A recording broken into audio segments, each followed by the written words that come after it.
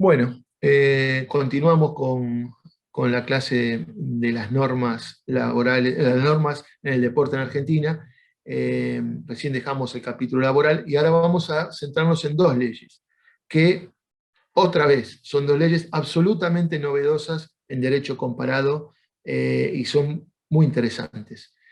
Una es la ley 25.284. Bien, esta ley es, la denominación es la administración fiduciaria con control judicial. Como en todos los países, sean potencias económicas, no lo sean, todos los clubes atravesaron y atravesarán dificultades económicas, algunos de ellos. Es algo inevitable como cualquier actividad. Bien, hay países, como uno comparte con colegas de otros países, que realmente no tienen ni idea qué hacer ante, no tienen idea ellos no, sino que no hay ninguna norma local que los oriente específicamente qué hacer ante un cuadro de quiebra de un club, ¿no? Ahí aparecen intromisiones de las federaciones, que toman competencias que quizá no les correspondan, jueces que le aplican normas que tampoco son que encuadran en lo que es la especificidad del deporte. Bueno, Argentina buscó una solución a esta problemática de los clubes en estado falencial y le dio la respuesta que vamos a ver ahora. Por eso promulga esta ley 25.284 y hace como una especie de mix. No queremos decir que esta sea la solución, pero por lo menos fue un intento de, dentro de la especificidad del deporte, esta es una ley especial de quiebras de entidades deportivas. Que por eso digo que es novedoso, por lo menos no conocemos ninguna ley en derecho comparado que, digamos, se destine específicamente una ley falencial para las entidades deportivas. Hay algún artículo en España en sus leyes concursales,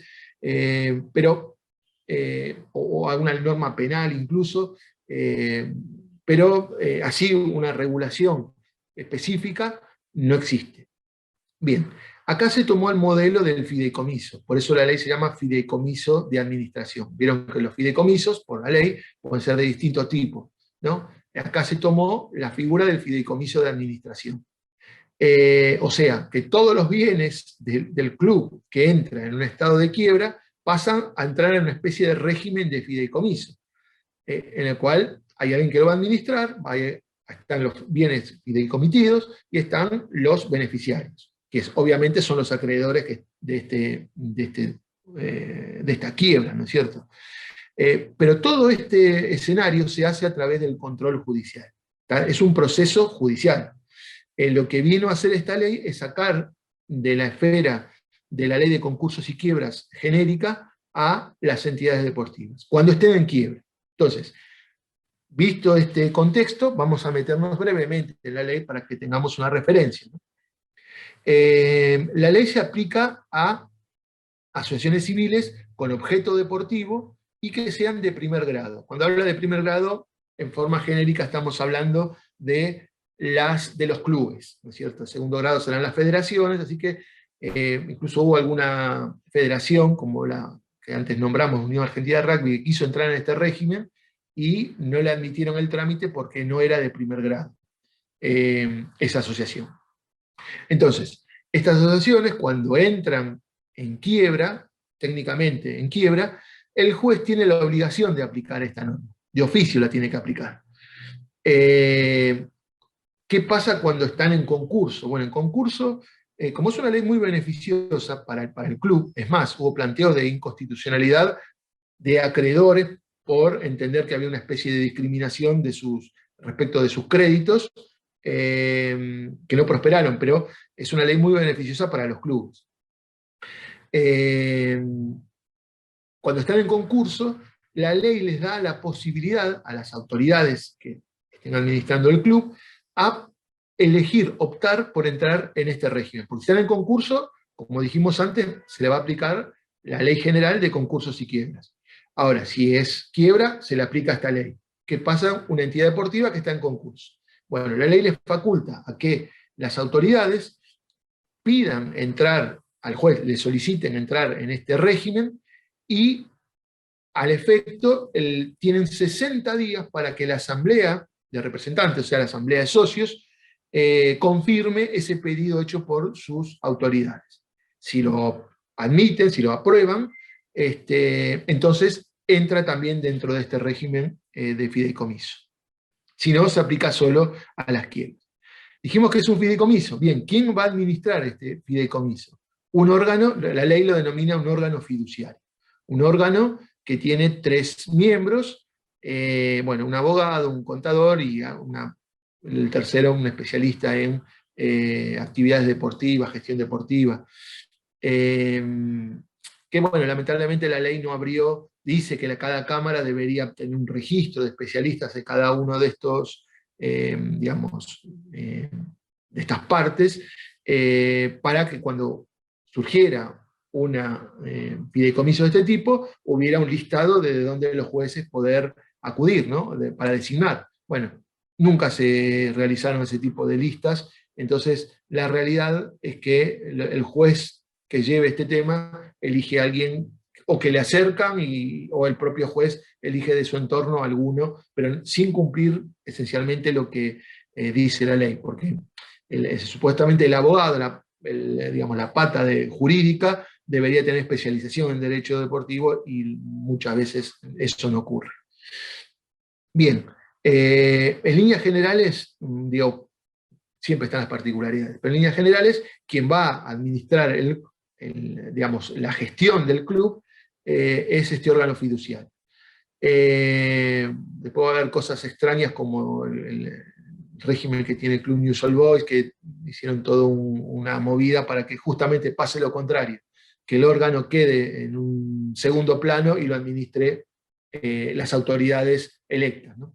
Pero bueno, en principio lo que de la ley, el espíritu, es que la administración la haga el órgano, tanto es así que las autoridades que tiene el club, las autoridades electas por sus socios, quedan desplazadas de la gestión del club, ¿no es cierto? Le dejó unas facultades residuales la ley, en la cual estas autoridades hacen un control de cómo se está administrando el fideicomiso y se pueden presentar en defensa de los intereses del club, pero no lo administran. Bien, es un proceso que la ley permite que sea hasta 12 años, cada 3 años se renueva, se extiende el plazo de este fideicomiso, cada 3 años el juez tiene que revisar si es viable o no, digamos, la viabilidad, o sea, si es viable o no que el club salga de ese régimen falencial. Si ve que va progresando, renueva 3 años, así hasta 12. Si no, el juez, cuando ve que ya no hay posibilidades, cumplidos los 3 años o los segundos 3, cuando le parezca, puede dar por terminado y liquidar el club. La finalidad es que en este proceso de 12 años se cancelen todas las deudas y el club vuelva a su vida social usual después de esos 12 años con nuevas elecciones y una administración ya saneada. Tiene muchos temas, pero con un tema más como de importancia. Este órgano fiduciario, los actos de administración no requieren ese control judicial, sino cada 3 meses tienen que presentar un informe al juez y, notificarle la marcha de la administración y poco más. Ahora, los actos de disposición sí requieren la aprobación del juez, ¿no es cierto? O sea, donde están en juego cuestiones que en general las de disposición van relacionados a mayor entidad económica, necesitan la aprobación del juez. Tanto es así que expresamente la norma dice que en el caso de las transferencias de futbolistas, requieren la aprobación del juez. Eso llevó a particularidades a veces insospechadas que se podía llegar a esto. Por ejemplo, el Club Ferrocarril Oeste entró en este régimen y la jueza, donde tramitó este fideicomiso de administración, cuando había una transferencia, había una licitación pública. Decía, se transfieren porque era cuando también se cedían los beneficios o derechos económicos a empresarios, o incluso transferencias a clubes. por ejemplo, por poner un ejemplo, ¿se acuerdan? Facio, el futbolista que fue a Sevilla, está en la Roma, bueno, sale de Ferro y sale a través también de una licitación de este tipo, ¿no es cierto? En el cual se venía un oferente, por tanto, y podía otro acercarse, igualarla, para darle un marco de transparencia. Pero bueno, quiero decir que el juez tiene una función activa y de control sobre los actos de disposición. Bueno, lo mismo, ya cualquier cosa hablaremos en la clase si quedaron algunos temas pendientes, pero es que les suene estos temas, que sigue un poco el fútbol. En este régimen estuvo Racing con su órgano fiduciario, estuvo Ferro, está Newell's, hay varios clubes. Bueno, vamos a pasar a la otra ley, que también creo que no creo, es única en derecho comparado, que es la Ley de Derecho de Formación, la Ley 27.211. En general es una materia que lo regulan los reglamentos federativos, pero no es impedimento que el Estado quiera regular estas cuestiones. Tanto así que en derecho comparado vamos a encontrar dentro de la ley Pelé, por ejemplo en Brasil, un artículo relacionado al mecanismo de solidaridad. Por supuesto que tiene el Estado el derecho de regular esta materia y cómo quiere que se distribuyan este tipo de indemnización para los clubes formadores. Esta ley, particularidades, es que llega en un momento histórico en el cual las federaciones que estaban obligadas a hacerla, puntualmente la AFA, en el fútbol, una imposición que tenía de la FIFA, había reglamentado esta cuestión internamente, pero nunca la había puesto en práctica. Entonces había muchos clubes diseminados por todo el país que tenían un perjuicio notable. Se les veía cercenado este derecho de forma injusta, totalmente porque la AFA, en su administración en ese momento, había decidido que no le iban a dar cursos porque no iban a ir en contra de los clubes más grandes que eran los pagadores.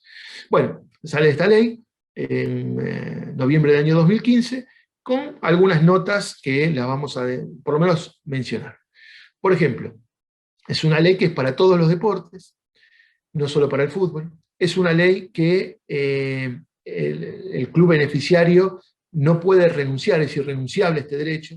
Se veía que muchas veces el club, a veces presionan para que renuncien, y la ley expresamente establece que son irrenunciables. No hace falta que el club beneficiario esté afiliado de alguna forma u otra a la Federación Nacional. Puede estar afiliado a una liga local que no esté, a su vez, esa liga local afiliada a la Federación Nacional. Lo único que requiere es que el club que reclame esté afiliado a alguna liga, ¿no es cierto? No hace falta que esa liga, vuelvo a decir, esté relacionada con la Federación Nacional. Entonces, esto está vinculado con esa ley que hablamos antes de clubes de barrio. También esto está pensado para los clubes de barrio, porque dentro de las organizaciones federadas, estos quedan excluidos. Argentina, por su propia problemática, una parte de la formación, casi inexorablemente del deportista, pasa por estos clubes de barrio, o clubes más pequeños. Una primera etapa. Hace un cambio respecto de FIFA. FIFA habla de las formaciones de 12 a 23, la ley es de 9 a 18 años, el periodo formativo, porque claro, FIFA toma los modelos europeos, que el jugador se desarrolla y accede al profesionalismo más tarde. En Argentina la formación, como decíamos, a través de los clubes de barrio, es anterior, por eso empieza este periodo formativo de 9 a 18 años.